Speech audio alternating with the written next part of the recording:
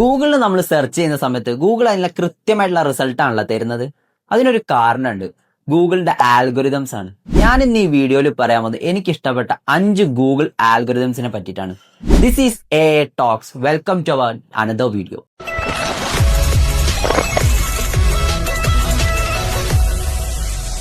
ഇപ്പൊ നമ്മൾ ആദ്യം പറയാൻ പോകുന്നത് ഗൂഗിൾ പാണ്ട എന്ന് പറഞ്ഞ ആൽഗോരിതത്തിനെ പറ്റിയിട്ടാണ്. 2011 ലോഞ്ച് ചെയ്ത ഒരു ആൽഗോരിതമാണ് ഗൂഗിൾ പാണ്ട എന്ന് പറയുന്നത്. അതായത് 2011 മുമ്പ് ഗൂഗിളിൽ തിന്നായിട്ടുള്ള കോണ്ടന്റുകൾ അല്ലെങ്കിൽ ലോ ക്വാളിറ്റി ഉള്ള കോണ്ടന്റുകൾ, ഡ്യൂപ്ലിക്കേറ്റ് ചെയ്ത കോണ്ടന്റ്, മറ്റ് വെബ്സൈറ്റിൽ നിന്ന് കോപ്പി പേസ്റ്റ് ചെയ്തിട്ടുള്ള കോണ്ടന്റുകളെല്ലാം ഗൂഗിളിൽ റാങ്ക് ചെയ്യായിരുന്നു. അതായത് ഈ ഗൂഗിൾ ആൽഗോരിതം വന്നതോടെ ഇങ്ങനത്തെ കോപ്പി ചെയ്ത കോണ്ടന്റുകൾ, അതേപോലെ തന്നെ തിന്നായിട്ട് ലോ ക്വാളിറ്റി ആയിട്ടുള്ള കോണ്ടന്റുകളെല്ലാം ലോ റാങ്കിങ്ങിലേക്ക് പോയി. അതായത് റാങ്ക് ചെയ്യാതെയായി. അപ്പം എങ്ങനെയാണ് നമ്മൾ ഗൂഗിൾ പാണ്ട ഫോളോ ചെയ്ത് കോണ്ടന്റ് ക്രിയേറ്റ് ചെയ്യേണ്ടത്? അതിൽ പ്രധാനമായി നോക്കേണ്ടത് കോണ്ടന്റ് ക്വാളിറ്റിയാണ്. ക്വാളിറ്റി ഉള്ള കോണ്ടന്റുകൾ മാത്രം ക്രിയേറ്റ് ചെയ്യാൻ നോക്കുക. അതുപോലെ തന്നെ പുതിയ കോണ്ടന്റുകൾക്കാണ് എപ്പോഴും ഗൂഗിൾ പ്രാധാന്യം കൊടുക്കുന്നത്. പിന്നെ അതേപോലെ തന്നെ കോപ്പി പേസ്റ്റ് ചെയ്യാതിരിക്കുക. മറ്റ് വെബ്സൈറ്റുകളിൽ നിന്നുള്ള കോണ്ടന്റുകൾ കോപ്പി പേസ്റ്റ് ചെയ്ത് ഉപയോഗിക്കാതിരിക്കുക. നമ്മൾ പറയാൻ പോകുന്ന ആൽഗോരിതമാണ് ഗൂഗിൾ പെൻഗ്വിൻ എന്ന് പറഞ്ഞിട്ടുള്ള ആൽഗോരിതം. ഇത് 2012 ലോഞ്ച് ചെയ്തിട്ടുള്ള ഒരു ആൽഗോരിതമാണ്. അതായത് 2012 മുമ്പ് ആളുകൾ വെബ്സൈറ്റിൽ അൺനാച്ചുറൽ ആയിട്ട് അല്ലെങ്കിൽ അനാവശ്യമായിട്ട് ബാക്ക് ലിങ്ക്സ് ക്രിയേറ്റ് ചെയ്യായിരുന്നു. ഈ ബാക്ക് ലിങ്ക്സ് എന്ന് പറഞ്ഞാൽ നമ്മളൊരു വെബ്സൈറ്റിൽ നിന്ന് വേറൊരു വെബ്സൈറ്റിലേക്ക് കൊടുക്കുന്ന ഒരു ലിങ്ക് ആണ് ബാക്ക് ലിങ്ക്സ് എന്ന് പറയുന്നത്. ഇൻബൗണ്ട് ലിങ്ക്സ് എന്നൊക്കെ ഇതിനെ പറയും. ഇതിനെപ്പറ്റി കൂടുതൽ അറിയണമെങ്കിൽ ഇതിന് കമന്റ് ചെയ്താൽ ഞങ്ങൾ കൂടുതലായിട്ടുള്ള ഇതിന്റെ ഡെപ്ത് ആയിട്ടുള്ള വീഡിയോ ബാക്ക് ലിങ്ക്സിനെ പറ്റി ചെയ്യുന്നതായിരിക്കും. അതായത് ഗൂഗിൾ പെൻഗ്വിൻ ആൽഗോരിതം വന്നതോടെ ഇതേമാതിരി ബിൽഡ് ചെയ്യുന്ന അൺനാച്ചുറൽ ആയിട്ടുള്ള ബാക്ക് ലിങ്ക്സുകൾ, അതേപോലെ തന്നെ ലിങ്ക് സ്പാമിങ്ങുകൾ എല്ലാം ഒഴിവാക്കപ്പെട്ടു. അപ്പം എങ്ങനെയാണ് നമ്മൾ ഈ പെൻഗ്വിൻ ഫോളോ ചെയ്ത് കോണ്ടന്റ് ക്രിയേറ്റ് ചെയ്യേണ്ടത്?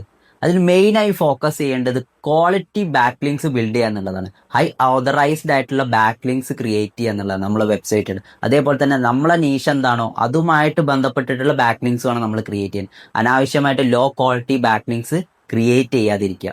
അപ്പൊ നമ്മൾ മൂന്നാമതായി പറയാൻ പോകുന്ന ആൽഗോരിതമാണ് ഗൂഗിൾ ഹമ്മിങ് ബേർഡ് എന്ന് പറഞ്ഞിട്ടുള്ള ആൽഗോരിതം. ഈ ആൽഗോരിതം മെയിൻലി ഫോക്കസ് ചെയ്യുന്ന കീവേഡ് സ്റ്റഫിംഗ് എന്ന് പറഞ്ഞിട്ടുള്ള പ്രോസസ്സിനെയാണ്. അതായത് നമ്മൾ അനാവശ്യമായിട്ട് കോണ്ടന്റിൽ കീവേഡ്സ് ഫിക്സ് ചെയ്യുന്നത്. ഇങ്ങനെ ചെയ്യുന്ന വെബ്സൈറ്റുകളെയാണ് ലോ റാങ്കിങ്ങിലേക്ക് കൊണ്ടുവരുന്നതാണ് ഈ ഹമ്മിങ് ബേർഡ് എന്ന് പറഞ്ഞ ആൽഗോരിതം ചെയ്യുന്നത്. അപ്പം എങ്ങനെയാണ് ഈ ഒരു ആൽഗോരിതം ഫോളോ ചെയ്തുകൊണ്ട് കോണ്ടന്റ് ക്രിയേറ്റ് ചെയ്യേണ്ടത് എന്നുള്ളത് നോക്കാം. അതിപ്പോൾ പറഞ്ഞ പോലെ തന്നെ കീവേഡ് സ്റ്റഫിംഗ് ഒഴിവാക്കുക എന്നുള്ളതാണ്. പിന്നെ അതേപോലെ തന്നെ കീവേഡിന്റെ വോളിയത്തിനേക്കാളും കോണ്ടന്റിന്റെ ക്വാളിറ്റിക്ക് വേണം നമ്മൾ ഇമ്പോർട്ടൻസ് കൊടുക്കാൻ വേണ്ടിയിട്ട്. അപ്പൊ നാലാമത് നമ്മൾ പറയാൻ പോകുന്നതാണ് റാങ്ക് ബ്രെയിൻ എന്ന് പറഞ്ഞിട്ട് ആൽഗോരിതത്തിനെ പറ്റിയിട്ടാണ്. ഇത് 2015 ഗൂഗിൾ ലോഞ്ച് ചെയ്യുന്നത്. അതായത് ഈ ഒരു ആൽഗോരിതം മെയിൻലി ഫോക്കസ് ചെയ്യുന്നത് യൂസർക്ക് റെലവെന്റ് ആയിട്ടുള്ള സെർച്ച് റിസൾട്ട് കൊടുക്കുക എന്നുള്ളതാണ്.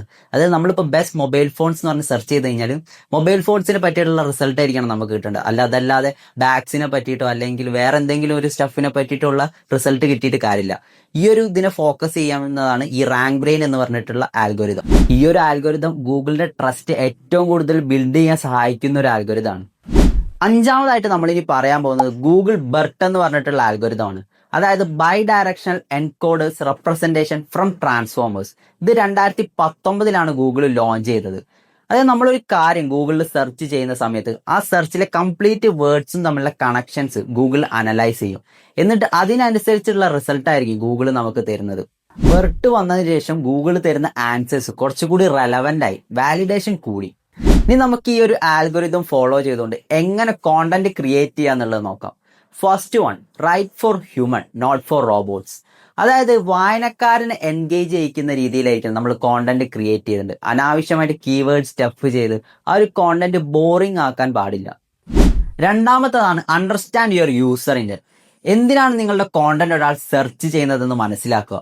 ഏത് ചോദ്യത്തിനുള്ള ഉത്തരമാണ് അയാൾക്ക് വേണ്ടത്, അത് അഡ്രസ്സ് ചെയ്യുന്നതായിരിക്കണം നിങ്ങളുടെ കോണ്ടന്റ്. മൂന്നാമത്തത് യൂസ് നാച്ചുറൽ ലാംഗ്വേജ്. അതായത് നമ്മൾ സംസാരിക്കുന്നത് പോലെ അല്ലെങ്കിൽ ഒരു കോൺവെർസേഷണൽ സെർച്ച് ക്വയറി അഡ്രസ്സ് ചെയ്യുന്നത് പോലെ ആയിരിക്കണം നിങ്ങളുടെ കോണ്ടന്റ് ഉണ്ടായിരിക്കേണ്ടത്. ഇപ്പോൾ ഒരു ഉദാഹരണം പറയുകയാണെങ്കിൽ ബൈ ചീപ്പ് ലാപ്ടോപ്പ് ഓൺലൈൻ എന്നതിന് പകരം where can I buy budget friendly laptop online എന്ന രീതിയിലേക്ക് നിങ്ങളുടെ കോണ്ടന്റ് മാറ്റുക. നാലാമത്തതാണ് സ്ട്രക്ചർ യുവർ കോണ്ടന്റ് ക്ലിയർലി. അതായത് കോണ്ടന്റിൽ ഹെഡിങ് ഒക്കെ ആഡ് ചെയ്ത്, അതായത് H1, H2, H3 എന്ന രീതിയിൽ കാറ്റഗറൈസ് ചെയ്ത് ഹെഡിങ് ആഡ് ചെയ്യുക. അതേപോലെ തന്നെ ബുള്ളറ്റ് പോയിന്റ്സ് എല്ലാം ആഡ് ചെയ്ത് ആ ഒരു കോണ്ടന്റിനെ ഒരു സ്ട്രക്ചേർഡ് ആക്കി മാറ്റുക. അഞ്ചാമത്തതാണ് അഡ്രസ് ലോങ് ടെയിൽ കീവേഡ്സ്. കോണ്ടന്റുമായി ബന്ധപ്പെട്ട് ആളുകൾ ചോദിക്കാൻ സാധ്യതയുള്ള ക്വസ്റ്റ്യൻസ് അത് ആഡ് ചെയ്യാൻ ശ്രമിക്കുക. ഇതാണ് എനിക്ക് ഇമ്പോർട്ടന്റ് ആയി തോന്നിയ 5 ഗൂഗിൾ ആൽഗോരിതംസ്. ഇതുപോലെ നിങ്ങൾക്ക് ഇമ്പോർട്ടന്റ് ആയി തോന്നുന്ന ആൽഗോരിതംസ് താഴെ ഒന്ന് കമന്റ് ചെയ്യുക. കൂടുതൽ ബിസിനസ് ആൻഡ് മാർക്കറ്റിംഗ് റിലേറ്റഡ് വീഡിയോസിനായി ചാനൽ സബ്സ്ക്രൈബ് ചെയ്യുക.